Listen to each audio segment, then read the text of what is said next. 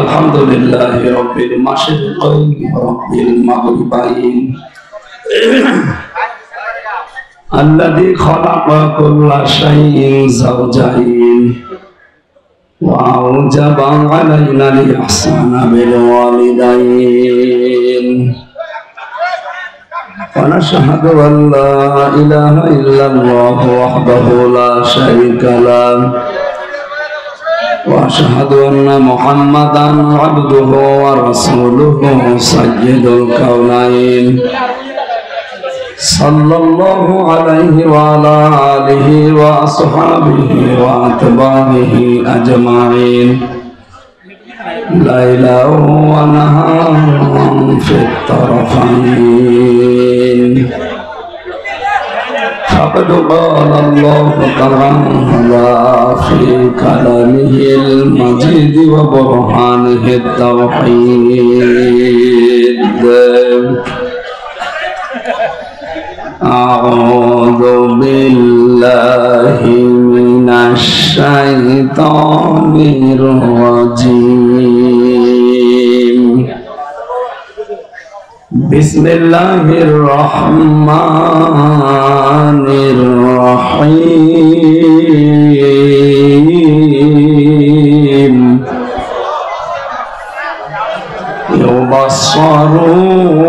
يبصرونهم يود المجرم لو يفتدي من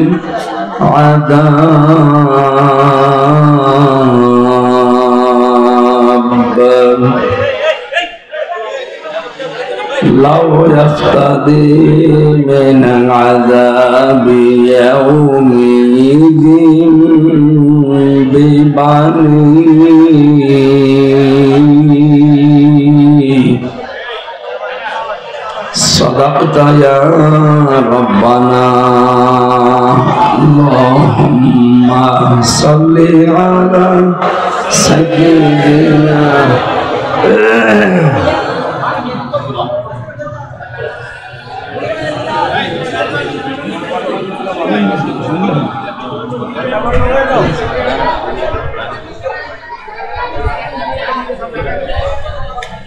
এইভাবে কথা বললে কি সমস্যা? তো কথা বন্ধ করা লাগবে।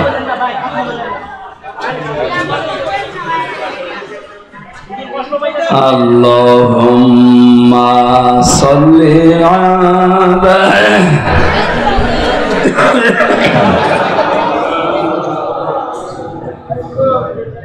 وعلى آل سيدنا مولانا محمد আলহামদুলিল্লাহ। দল মত জাতি বর্ণ ধর্ম নির্বিশেষে কোরআনের অনুষ্ঠানে যারা ইবাদতের জন্য এসেছেন খুশি হয়ে বলেন আলহামদুলিল্লাহ। নবীজিকে আল্লাহ জানিয়েছেন, হে নবী, অমুসলিমরাও যদি আপনার কাছে কোরআনে কারীম শোনার জন্য আসে তাদের কোরআন শোনার ব্যবস্থা করে দেওয়া লাগবে। কাদের? বলেন বলেন। এটা তো আমি বানালাম নাকি? সূরা তাওবার ভেতরে আছে, অমুসলিমরা যদি আসে আপনার কাছে কোরআন শোনার জন্য তাদেরও ব্যবস্থা করে দেওয়া লাগবে। অথচ এমন একটা দেশ আমরা তৈরি করে ফেলেছি, মুসলমানদেরকে কোরআন শোনাতে হলে এখন 14 জায়গায় অনুমতি নেওয়া লাগে। এটা দুঃখজনক। হাদা বায়ানুল লিন্নাস হুদাল লিন্নাস, এই বর্ণনায় বয়ান শুধু মানুষের জন্য না, মানুষকে হেদায়েত দেওয়ার জন্য।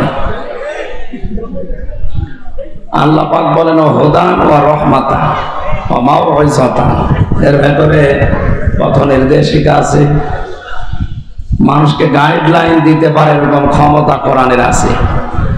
কথা বুঝতেছে? এই জন্য জালিকাল কিতাবু লা রাইবা ফি, এই যে জালিকাল কিতাব, কিতাবের আগে আলিফ লাম দিয়েছে। এখানে আরবি গ্রামার যারা বোঝে, আলিফ লাম 4 প্রকার হয়। এখানে আলিফ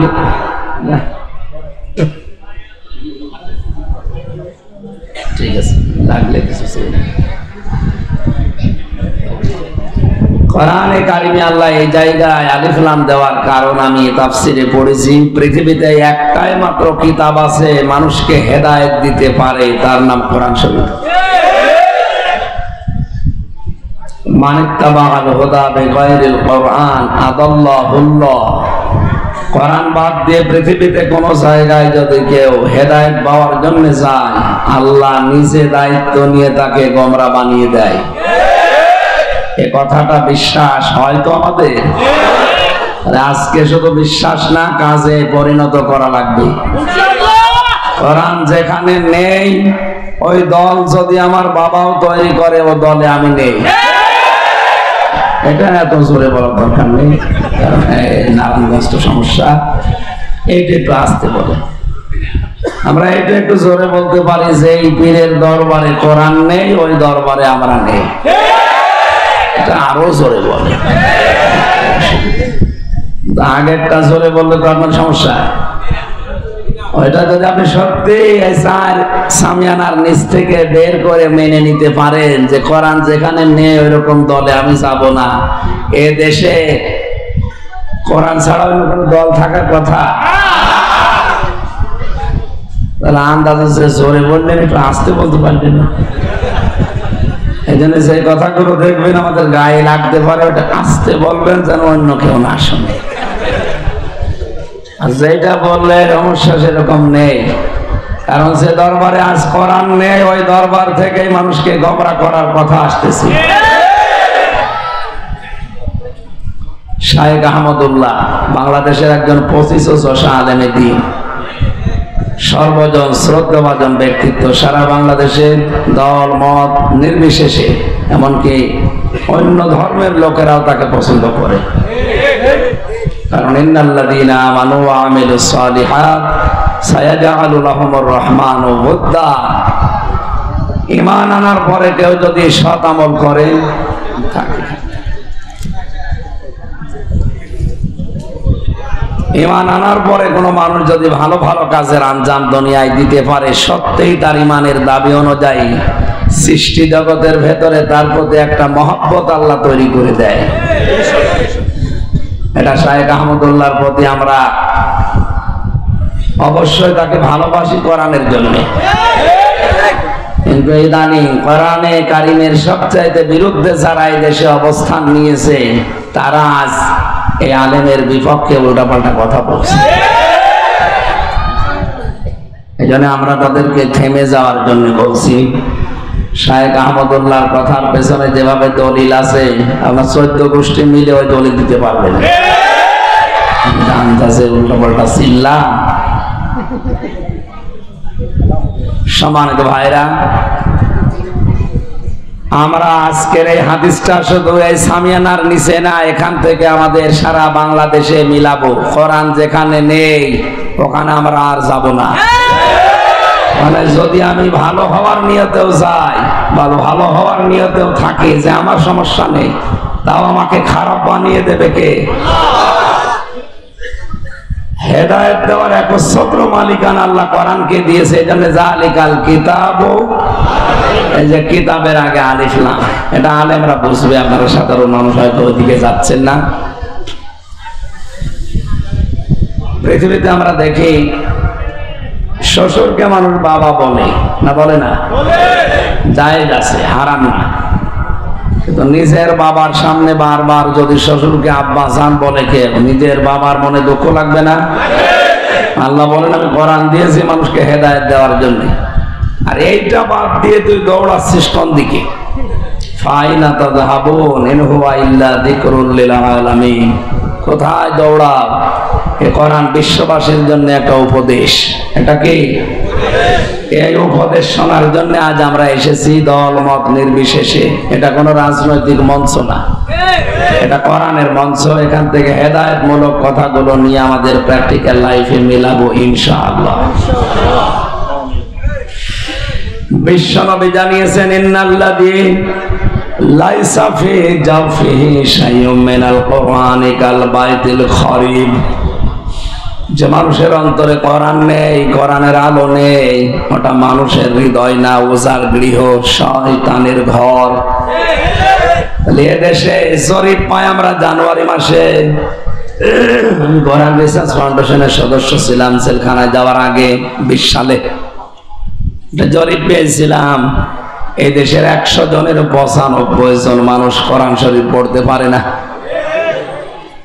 বলেন তো নবীর হাদিস অনুযায়ী 100 জনের 95 জন মানুষের অন্তর আছে শয়তানের ঘর হয়ে গেছে। এই জন্য কোরআনে কারিম দিয়ে আমাদের অন্তরকে মানুষের অন্তর বানানো লাগবে। আর আমি এই যাত্রাবাড়ি থেকে পর্যন্ত আসতে যতগুলো কোরআনের মার্কাজ মাদ্রাসা দেখেছি বাংলাদেশে এরকম খুব কম আছে। এজন্য এগুলো চিন্তা যারা রেখেছেন তাদেরকে ধন্যবাদ জানাচ্ছি। বলেন আমিন। মান কোরআন কোরআনা, খুব খেয়াল করে শুনবেন, যেহেতু কণ্ঠটা বসা, খুব বেশি সময় কথা বলতে পারবো কিনা জানি না। আজকের তেলাওয়াত কিন্তু আয়াত একটা, এখান থেকে বাস্তবের সাথে মিলিয়ে তাফসীর আকারে কিছু কথা বলবো ইনশাআল্লাহ। এই ছেলে, কথা বলা যাবে না, ওইভাবে দাঁড়িয়ে থাকে, 1 ঘন্টা মতো ওইভাবে দাঁড়িয়ে থাকে। মান কোরআন কোরআনা, যে ব্যক্তি কোরআন পড়ে কি করে? আমি একটা ক্লাস চলছে, এটা ছাত্রের মতো জবাব দেবেন। এখানে বন্দর নাকি থানায় এসেছিলাম একবার 3-4 মাস আগে। ওখানে একটা ক্লাস নিয়েছিলাম, ইব্রাহিম নবীর 50টা পরীক্ষা ছিল, পরে কয়েকটা বলতে পেরেছিলাম। আজকে আমার আলোচনার বিষয়টা সাবজেক্ট মুক্তিপণ। কি বললাম? এই দেশে খুন আর গুম বেড়ে গেছে, গুম করলে অনেকে মুক্তিপণ চায়। কথা বলছো না? আমি জিন্দা মানুষ, গুম হই না, এমনিতেই ধরে নিয়ে এসে আমার বাবারে বলছে 10 লাখ টাকা দেন, নাই তো বাকি যা করার করব। বাবা ভয়তে 8 লাখ টাকা দিয়ে দিয়েছি। বলেন সুবহানাল্লাহ। আউযুবিল্লাহ। মানে 24 ঘন্টা আমার বাবা জানতো না যে আমি কোথায় আছি, অথচ বাড়ি থেকে আমার ধরে নিয়ে এসেছে আল্লাহর ওলিরা।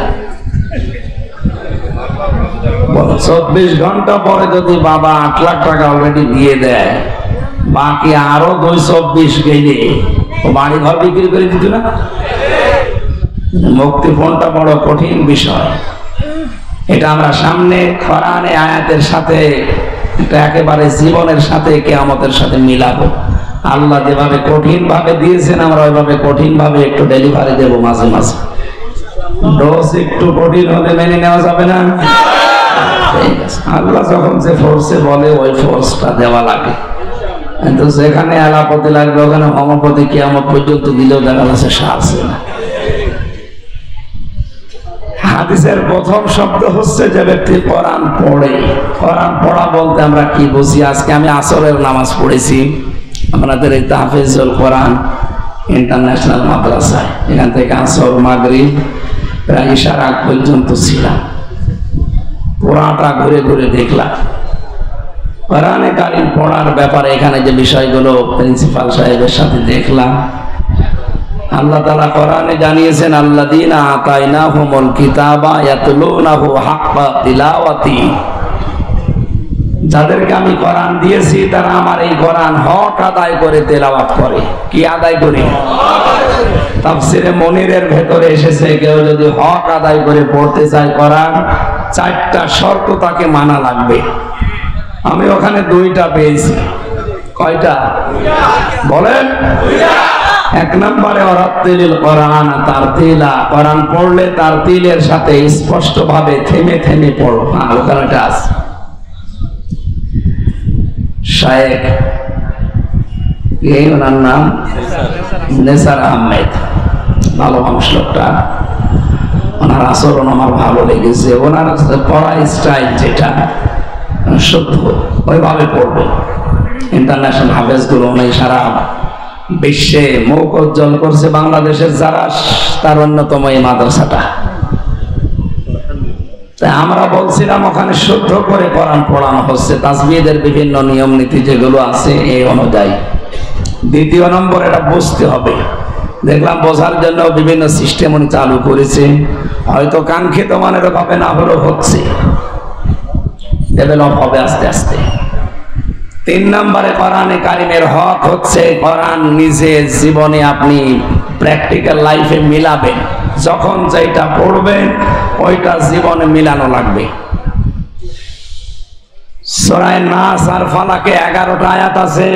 কয়টা? হযরতে ওমর যিনি জান্নাতের গ্যারান্টি পেয়েছিলেন দুনিয়ায়, এই লোকটা সূরা নাস আর ফালাক জীবনে সেট করতে তার সময় লেগেছিল 11 বছর। আমারে আপনি পড়তে দেন, মাত্র 1-1.5 মিনিটে সূরা নাস ফালাক পড়ে আরো সময় বাকি থাকবে। আমার মনে হয় হযরত ওমর আমার মতো পড়তে পারতো না। হ্যাঁ, ওনার 11 বছর লেগেছে কেন? উনি যখনই পড়েছেন কুল আউযু বিরাব্বিন নাস, হে নবী আপনি বলেন আমি আশ্রয় চাই মানুষের রবের কাছে। কার কাছে? বলেন। রব কি? রব আল্লাহ। কোন জায়গায় আছে রব মানে আল্লাহ? রবের 19টা অর্থ আছে। প্রধানত তার প্রথম অর্থ রব মানে লালন পালনকারী। চাওয়ার আগে যিনি আমাদের চাহিদা পূরণ করে লালন পালন করেন তার নাম রব। নেই থেকে শুরু করে আস্তে আস্তে পূর্ণতায় যিনি পৌঁছিয়ে দেন, আরবিতে তাকে বলে রব। তাকে কি বলে? আমি নেই ছিলাম, কি ছিলাম? আমার মনে হয় এখন আমার 33 বছর বয়স। 34 বছর আগে হামজা নামে আমার নাম এই দুনিয়ায় ছিল না? ছিল না। হালাতা গালাল ইনসানি হাইনুম মিনাদ দাহরি লাম ইয়াকুন শাইয়াম মাযকুরা। মানুষের জীবনে কি এমন সময় যায়নি যখন সে উল্লেখ করার মতো কিছু ছিল না? সে সময়টা আমার জীবনে 34 বছর আগে। কয় বছর? বাবার স্ফলিঙ্গ দিয়ে দ্রুত গতিতে 1 ফোঁটা নাপাক পানি বের হয়। বিজ্ঞান প্রমাণ করছে 1 ফোঁটার ভেতরে 40,000 হামজা বানানোর ক্ষমতা আল্লাহর থাকে। ফালিয়ানজুরিল ইনসানু মিম্মা খুলিকা মিম্মা দাফিকি ইয়াখরুজু মিন বাইনিস সালবি ওয়াত তারাইব। মানুষ কি নজর করে দেখে না কি জিনিস দিয়ে তাকে আমি বানালাম? বাবার নাপাক পানিটা মায়ের রেহেমের ভেতরে যাবার পর 40 দিন 40 দিন 40 দিন 40 দিন এভাবে পাল্টাতে থাকে। এই পানিটা দিয়ে আমি আল্লাহ 4টা জিনিস তৈরি করি: চুল, রগ, হাড় আর পর্দা। মায়ের রেহেমের ভেতরে যে নাপাক পানিটা ছিল এইটা দিয়ে আরো 4টা জিনিস আমি বানাই: রক্ত, গোশত, চর্বি আর চামড়া। 4-8টা জিনিস যখন এক হয়, বিজ্ঞান এখন প্রমাণ করছে মানুষকে তৈরি করে পৃথিবীতে আনতে কমপক্ষে 13টা জিনিস লাগে। কয়টা? আপনার মার বাবা মিলে দিয়েছিল কয়টা? 8টা। বাকি আছে। বলেন বলেন। কোরআনে কারীম জানিয়েছে ওয়াজাআলা লাকুমুস সামআ ওয়াল আবসারা ওয়াল আফইদা ইলা আখিরি আয়াত। সূরা নাহাল 14 নম্বর পারার 14 নম্বর পৃষ্ঠার 14 নম্বর লাইনের 78 নম্বর আয়াতের শেষের দিকে আছে। তাফসিরে ফি জিলালিল কোরআনে পাবেন। আল্লাহ পাক বলেন আমি আল্লাহ নিজের এই রব নামের কারণে তোকে শ্রবণ শক্তি, দর্শন শক্তি, বাক শক্তি, আকেল শক্তি আর ঘ্রাণ শক্তি, এই 5টা জিনিস আমি আল্লাহ দয়া করে দান করি। হামজা একটাও যদি তোরে কম দিতাম দুনিয়ায় আসতে ঠিক, কিন্তু অপূর্ণাঙ্গ হয়ে। যদি বাক শক্তি না দিতাম বোবা হয়ে আসতে। বাবা মানুষ নেই? মাত্র 2 দিন আমি কথা বলতে পারি নাই। আমি বহু চেষ্টা করেছি কিন্তু কথা আমার বের হয় না। রংপুরে ছিলাম 2-3 দিন। এলাকার গরিব মানুষ তো, ওরা ফ্যান দিতে পারে না আপনাদের মতো। দিনের বেলায় মাহফিল ছিল, গা ঘেমে গাম গায়ে বসে গলা বসে গেছে। আজকে ধনী এলাকায় এসেছি তো এই জন্য অসুবিধা নেই। ওখানে থাকার পর 2 দিন গলায় এমন বসা বসেছিল, চিকিৎসা যত রকমের আছে যে যা বলেছে তাই খেয়েছে। না, কণ্ঠ কার হাতে? খালাকাল ইনসান আল্লামাহুল বায়ান। মানুষ আমি বানিয়েছি আর কথা বলা আমি শিখিয়েছি। বিজ্ঞান এখন জানিয়েছে যে কয়েক ইঞ্চি জায়গা গলার ভেতরে, এক একটা কথা তৈরি হতে 27টা ধাক্কা লাগার পর একটা কথা তৈরি হয়। কোরআন আর হাদিস জানিয়েছে প্রত্যেকটি জায়গায় এক একজন করে ফেরেশতা বসে আছে। এই স্তরে স্তরে ফেরেশতারা এর কাছ থেকে ওর কাছে, ওর কাছ থেকে ওর কাছে নিয়ে 27 নাম্বার স্তরে দেওয়ার পর একটা কথা তৈরি হয়ে এই মুখ দিয়ে বের হচ্ছে। আল্লাহ মনে হয় ফেরেশতাদেরকে বলেছিল, হামজাকে এই দায়িত্ব পালন করার দরকার নেই, তোরা একটু রেস্টে থাক।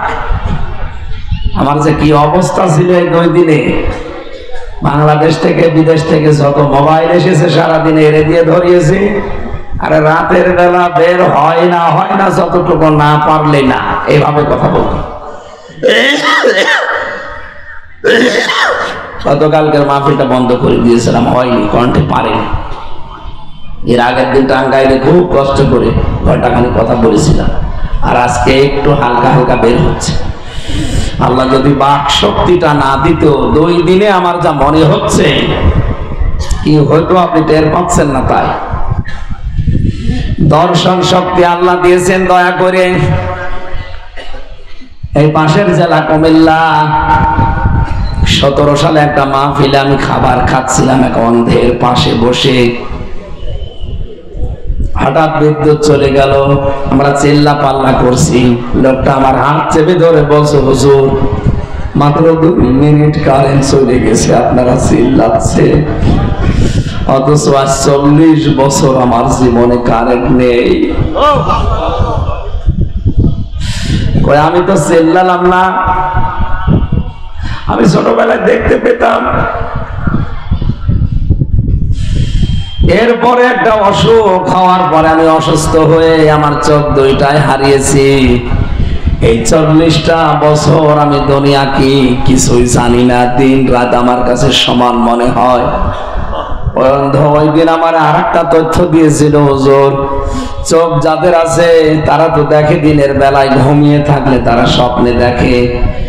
আমরা যারা অন্ধ, দিনের বেলা রাতের বেলা তো দেখি না, ঘুমিয়ে থাকলেও কিছু দেখি না, শুধু একটা আওয়াজ শুনি।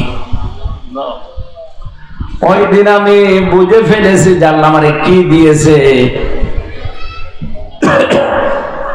রমজানে আমি উমরা হজে ছিলাম, একটা ভিডিও দেখাচ্ছিল, ওখানে মাত্র 11 বছর বয়সের একটা কোরআনের হাফেজ অন্ধ বিচারক জিজ্ঞাসা করছে, তুমি তো এতগুলো দেশের ভেতরে ফার্স্ট হয়েছে, এত সুন্দর তেলাওয়াত, কিন্তু তোমার চোখ নেই, তোমার আফসোস লাগে না? আল্লাহর প্রতি তোমার কোনো অভিযোগ নেই?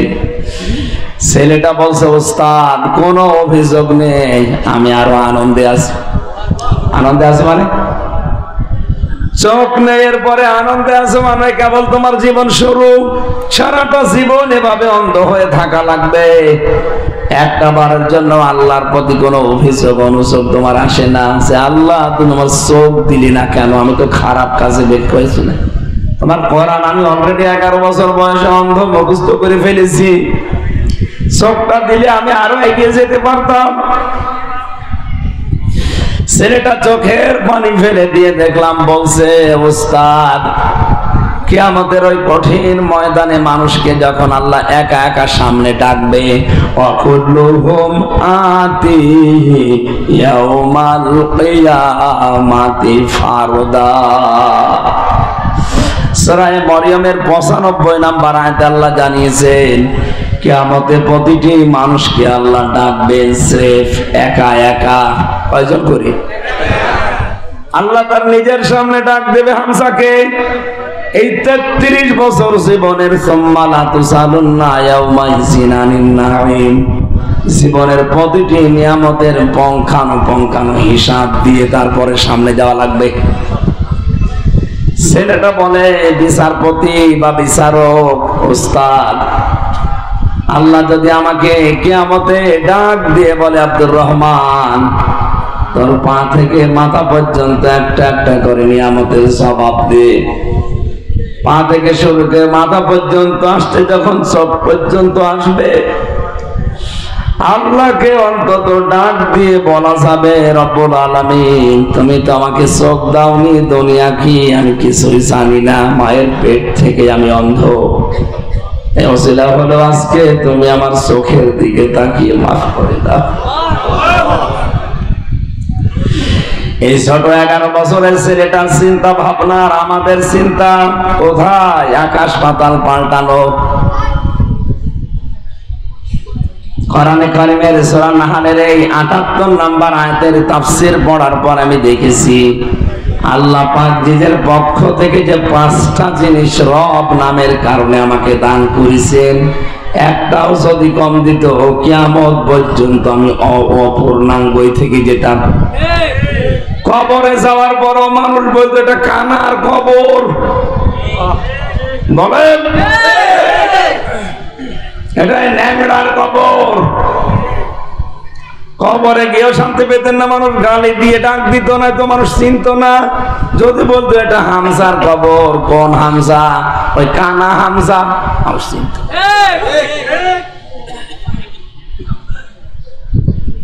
8-5-13টা জিনিস যখন এক হয়, ফেরেশতারা তখন বলে রব্বুল আলামিন এর কি বানাবো, এবার বলেন আকৃতি কি দেব। ওয়াল্লাযী ইউসাউবিরুকুম ফিল আরহামি কাইফা ইয়াশা, তিনি সে আল্লাহ যিনি মায়ের পেটের ভেতরে তোমাদের আকৃতি তৈরি করেন, এটা ছেলে বানাবে না মেয়ে বানাবে সিদ্ধান্ত দেয় হামজা। কে বলেন বলেন। সুতরাং ছেলে হোক মেয়ে হোক আপনারও হাত নেই, বড় হাত নেই, হাত কার? এই জন্য বড় পরে রাগ করা মানে মা। বলেন বলেন। কেউ যদি জেনে শুনে আল্লাহর উপরে রাগ করে ওর ঈমান আর থাকবে? এরকম মূর্খতা যদি এলাকায় কেউ করে থাকেন তওবা করে ফিরে আসবেন। আমার ভাইরা, আমার শিক্ষা দেওয়ার বিষয় ছিল এখানে। হযরত তোমার একটা একটা করে ভাবে মিলাতেন, রব মানে প্রতিপালক, রব মানে আইনদাতা। আমার 3.5 হাত বডির ভেতরে দেখি তো আল্লাহর আইন চলে কিনা, আমার পরিবারে আল্লাহর আইন আছে কিনা, আমার রাষ্ট্রে আল্লাহর আইন আছে কিনা, এগুলো মিলিয়ে মিলিয়ে 19টা যখন পুরা মিলাতে পারতেন তখন বলতেন মালিকিন নাস। এই কারণে তার নাস ফালাক পড়তে লেগেছে 11 বছর, আর আমাদের লাগে 1.5 মিনিট।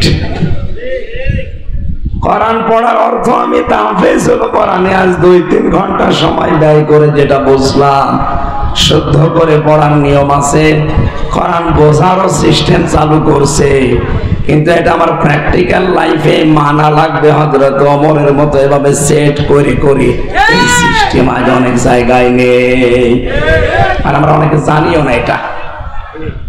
বসে বসে উনি তেলাওয়াত করছে সকালবেলা ফজরের পর, ওয়ালা ইয়াহুদ্দু আলা তাআমিল মিসকিন। আল্লাহ পাক বলেন মিসকিনকে যারা খাবার দেয় না, খাবার দেওয়ার জন্য উৎসাহ দেয় না মানুষকে, এই মানুষগুলো আর যাই করুক কিয়ামতে বিশ্বাস করে না। অথচ উনি পড়ছিল, তেলাওয়াত করছিল, আর আল্লাযী ইউকাযযিবু বিদ্দীন। হে নবী, আপনি কি দেখেছেন ওই মানুষগুলো যারা কিয়ামত বিশ্বাস করে না? নবীজি বলেন কই, আমার কাছে যারা আসে এরা তো সবই মনে হয় কিয়ামতে বিশ্বাসী। আল্লাহ পাক বলেন না, ফাযালিকাল্লাযী ইয়াদউল ইয়াতীম, যারা এতিমের গলায় ধাক্কা দেয়, মিসকিনদেরকে খাবারের ব্যবস্থা করে না। ও কোরআন পড়ছে আয়াত, একজন অসহায় মানুষ, ভিক্ষুক, ফকির, একজন মিসকিন এতিম এসে একটু সাহায্য চেয়েছে, কোরআন শরীফ পড়া বন্ধ করে সামর্থ্য অনুযায়ী তাকে কিছু দেওয়ার দরকার ছিল। কথা বলেন। তাহলে এইটা হয়তো 3 নাম্বার শর্ত, এটা বাস্তব জীবনে আমল। 4 নাম্বারটা বড় কড়া, কঠিন। কেউ যদি বলে আমি কোরআন পড়ি, তাহলে তাকে শুদ্ধ করে পড়া লাগবে, অর্থ বোঝা লাগবে, ওটা প্র্যাকটিক্যাল লাইফে মানা লাগবে। 4 নাম্বারে ওটা যেন মানুষ মানতে পারে এই ব্যবস্থা করে দেওয়া লাগবে। এদেশে ওই সিস্টেম আছে? ওইটাই তো চেয়েছিলাম, যে শুধু নিজে সত্য করে পড়বো না, শুধু নিজে বসবো না, নিজেই মেনে নেব না, আমি মানুষকে মানাতে চাই।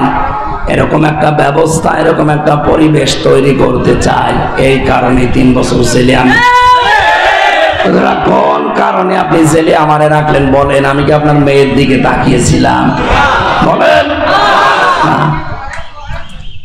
গল্প বন্ধ করেন না কেন?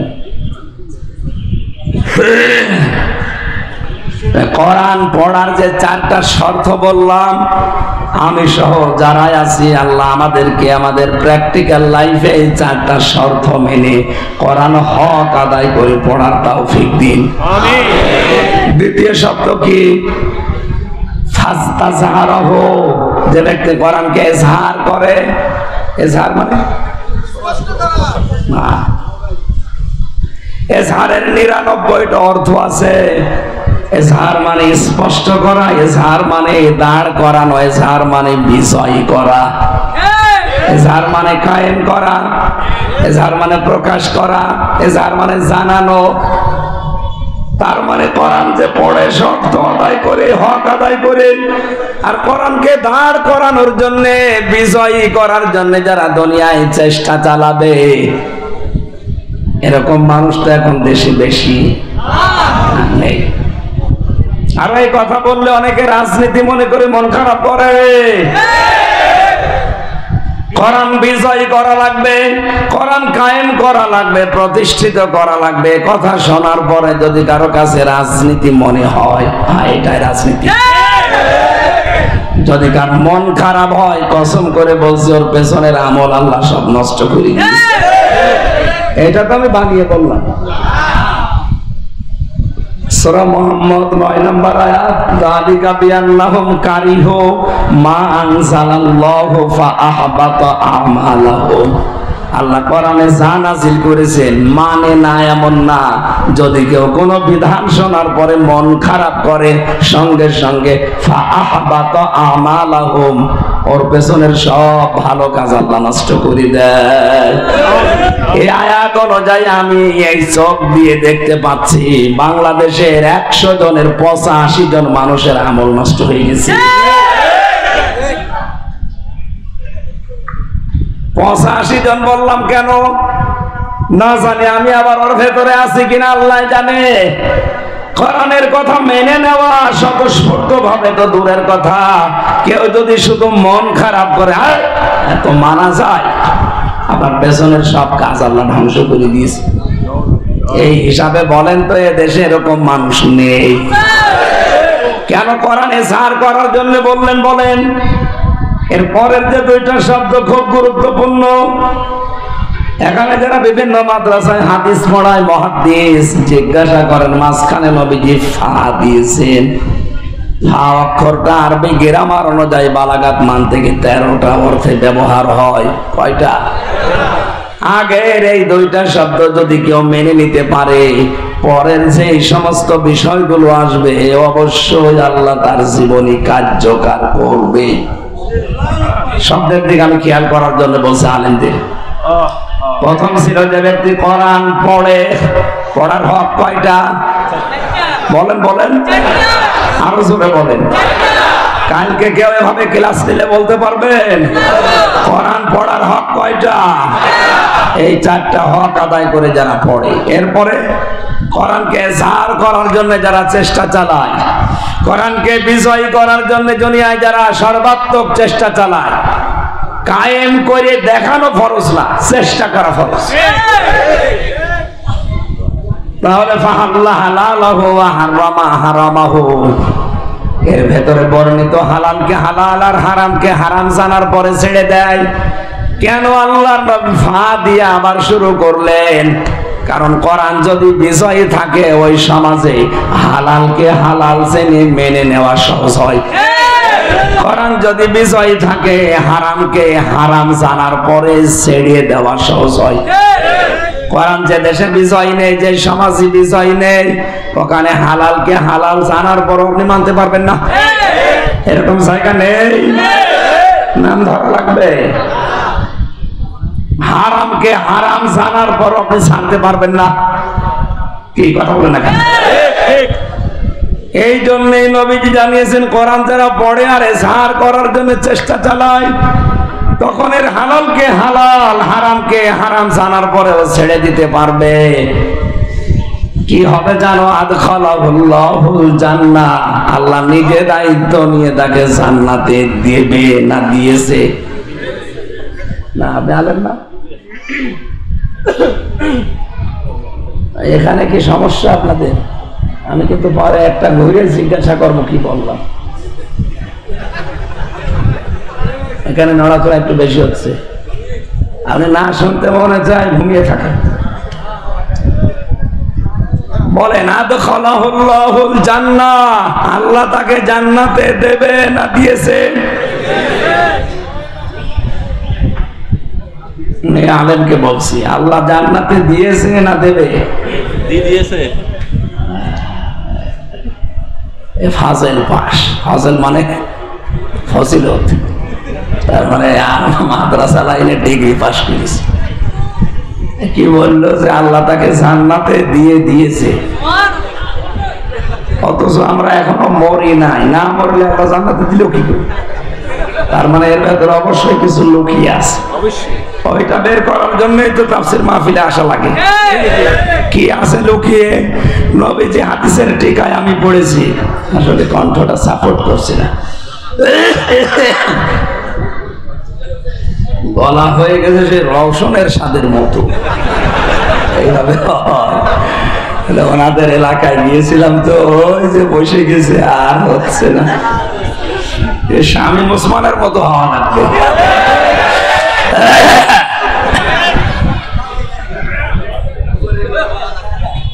কি বলছিলাম বলেন তো? কেউ যদি কোরআন পড়ে আর কোরআনকে বিজয় করার জন্য চেষ্টা চালায় তাহলে সে হালালকে হালাল হারামকে হারাম জেনে মেনে নিতে পারবে। নবীজি বলেন এরকম পরিবেশ যদি তৈরি করতে পারো তুমি মনে করবে যে একটা জান্নাতে আছে। আদখালাহুল্লাহুল জান্নাহ, আল্লাহ তাকে জান্নাতে দেবে না দিয়ে দিয়েছে, এটা মাথার শিখা। সুতরাং এরকম পরিবেশ যদি আমরা তৈরি করতে পারি, সত্যি বিশ্বাস করেন একটা মিনি জান্নাতে দেশ তৈরি হয়ে যাবে। সেটাকে মনে করতে পারছি। আজ দাড়িওয়ালা এরকম 10টা মানুষকে আপনি দাওয়াত দিয়ে ঘরে খাওয়াবেন, ওদিকে 10 জন থানায় খবর দেবে ওখানে গোপন মিটিং কি জান্নাতে আছি।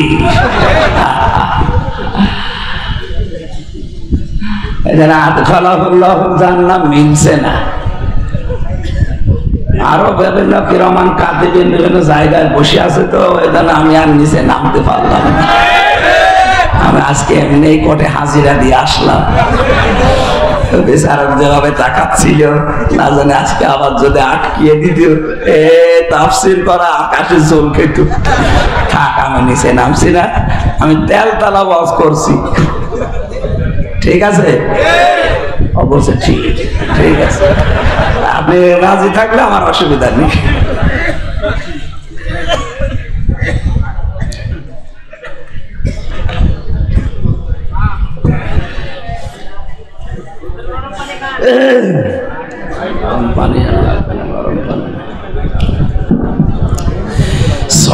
সুবহানাল্লাহ, আলহামদুলিল্লাহ,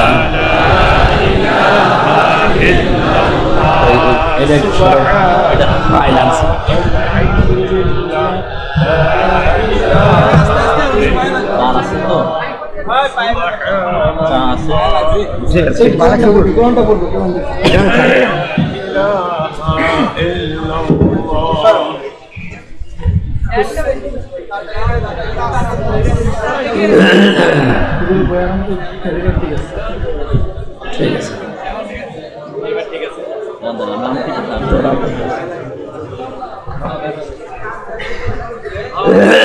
সুবহানাল্লাহ আলহামদুলিল্লাহ লা ইলাহা ইল্লাল্লাহ সুবহানাল্লাহ আলহামদুলিল্লাহ লা ইলাহা ইল্লাল্লাহ লা ইলাহা ইল্লাল্লাহ মুহাম্মাদুর রাসূলুল্লাহ। সম্মানিত ভাইরা, হাদিসের ব্যাখ্যা ওয়াশাফাহু ফি আশারাতিন মিন আহলি বাইতিহি কুল্লুহুম কদ ওয়াজাবাত লাহুন নার, শেষ পর্যন্ত আমার দরকার নেই। আমি যতটুকু বোঝানোর চেষ্টায় ছিলাম আমি আশা করি এ পর্যন্ত বুঝে ফেলেছি। কারণ আমাদের হক আদায় করে পড়া লাগবে আজকে থেকে। যদি এ বয়সেও না পারেন, মরণের আগ পর্যন্ত টার্গেট নেই, আজরাইল না আসার পর্যন্ত আমি তালবে ইলম থাকবো।